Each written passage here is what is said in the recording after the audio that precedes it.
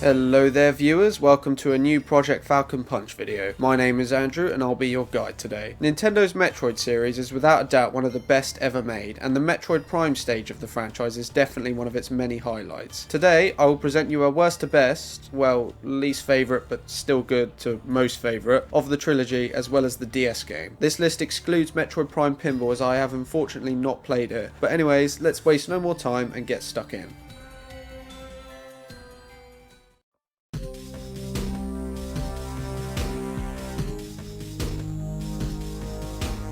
Metroid Prime Hunters was surely not an easy game to make. Translating the complex 3D engine of the home console games to a handheld was a tricky task, but the end result, while not perfect, is still a fantastic achievement. Hunters features Samus travelling to the Limbic cluster within the Tetra galaxy to study the meaning of a transmission that simply claimed the galaxy housed an ultimate power. During her travels, she encounters a number of other bounty hunters who seek this power for themselves, but soon learns that its origins are far more sinister than initially thought. The story is mainly told through lore once again, but even these scans are simplified compared to the main trilogy, so it's nowhere near as complex, which isn't a bad thing as it makes it more ideal for a small handheld experience. The controls are the first thing you may struggle on. You can either control Samus's arm cannon with the touchscreen or with the A, B, X, Y buttons. Both of these setups have their positives and negatives. The former option allows for better accuracy but can become annoyingly cumbersome, while the latter is more ergonomic but lacks precision, which can be a nuisance during chaotic firefights. I myself still prefer the A, B, X, Y option, but whatever one you pick, you'll soon be able to settle in and get started. The game features 4 main worlds to explore, and you'll travel to each one twice to collect 8 octalyphs, the keys that apparently unlock this ultimate power. It showed off some impressive graphics for its time, and definitely captures the same atmosphere that the main trilogy succeeded so well at, which is a surprising result for a more simplified handheld title. Hunters also had a briskly paced and enjoyable multiplayer mode, both locally and online. The main weakness here is that the enemies and bosses are incredibly repetitive, and the developers were nowhere near as creative as Retro Studios when it came to designing them. Still, Hunters proved to be an enjoyable game that really pushed the DS to the limits, and remains an enjoyable package even a decade on.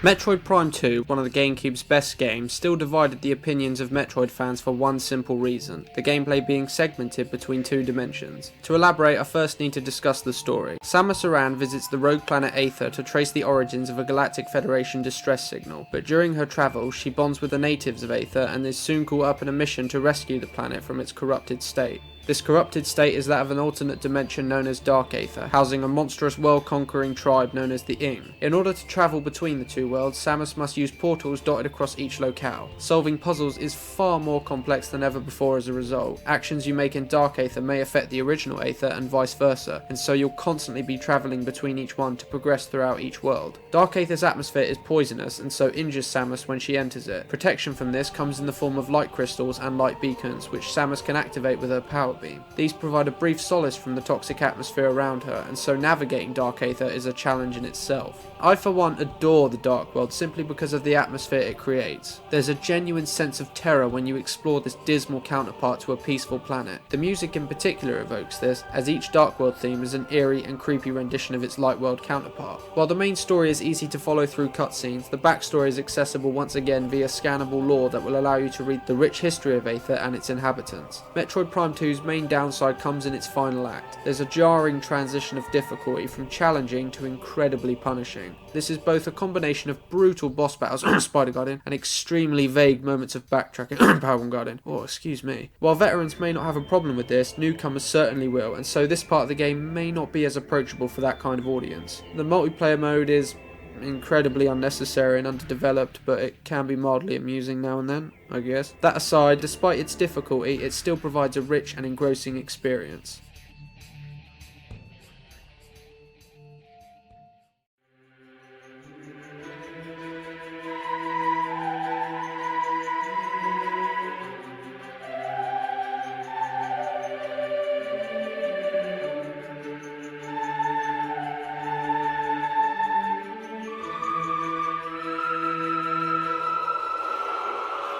Metroid Prime 3 provides a stunning conclusion to the main trilogy with some remarkable production values and level design. The story features Samus restoring a number of corrupted Galactic Federation supercomputers, dubbed Aurora units, which ultimately leads to a quest to rid the galaxy of Phazon once and for all. Her mission reignites her conflict with Dark Samus, her sinister doppelganger from Echoes, who has some villainous plans of her own. Prime 3 manages to combine a cinematic vibe with the same solitary gameplay that makes a Metroid game a Metroid game. Cutscenes now have full voice acting and help to give a clearer direction for the plot, yet you'll still be controlling Samus on her own throughout many of the beautifully designed worlds. This time you explore a number of different planets, each one boasting their own theme. Brio houses jungles and fiery caverns, whilst Elysia is a gas giant home to a floating city known as Skytown. Retro pushed the Wii to the limits to prove it was a reasonably powerful console at its core that could still deliver some stunning modern graphics. The art design of each location is just as impressive as always and truly brings them all to life. A notable new feature is the Hyper Mode ability, which allows Samus to channel Phazon into her suit and use it as a weapon. This gives her tremendous power, but at the expense of draining her energy tanks. When you reach later parts of the game, this ability often becomes completely necessary, and so balancing its power with your energy usage makes for some intense challenges. Prime 3 also does a good job of helping players to get a better sense of direction when it comes to the structure of the gameplay, despite some annoying backtracking still being present. It's safe to say, however, that this is a superb and worthy conclusion to a great trilogy that just really makes me want Metroid Prime 4.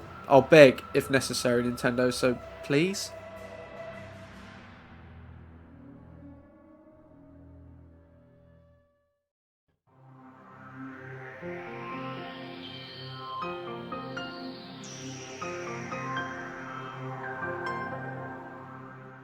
Along with Metroid Fusion for the Game Boy Advance, Metroid Prime ended the franchise's 8-year hiatus and brought it back to its glory days. While Fusion retained the classic side-scrolling gameplay, Metroid Prime went for something very different. A first-person perspective. At first glance, it appears to fit into the first-person shooter genre, but it's a dramatically different style and has since been branded a first-person adventure. The basic gameplay is still classic Metroid, exploring, collecting power-ups and traversing a number of diverse locations. The story itself is extremely vague and only really told through lore that Samus reads with her scan visor, so it's down to the player if they wish to follow it from beginning to end. The basis is that Samus visits a damaged space pirate frigate to investigate its inner workings, before crash landing on the nearby planet Talon 4 when the frigate self-destructs and releases Meta Ridley, the cybernetic resurrection of her greatest enemy. The story of Phazon, a toxic mutagenic substance, begins here and continues to the very end of the trilogy. Metroid Prime was a revolutionary and innovative experience back in 2002 and is the same today. I can still play this game for hours on end, even 13 years on, and it never fails to impress in terms of gameplay and art design. Each world is developed with so much attention to detail, which not only provides visual thrills, but also loads of intricate places to explore to find new pathways and power-ups. It's never short on action either. The challenging puzzles and phases of isolated exploration are balanced nicely with the variety of intense firefights and amazing boss battles. This is far more than brainless shooting. Sometimes finding ways to damage the enemy is a puzzle in itself, and so you'll need to focus on weak spots and use a variety of tactics and weapons. Retro may not have conveyed the narrative outright, but they still put a lot of thought into the world they created, filling it with various creatures and rich backstory. This, combined with the first-person perspective and eerie atmosphere, truly pulls gamers into the experience more so than many other games of the genre. It certainly ranks as one of the best and most important games ever made, and is by far my favourite of the trilogy.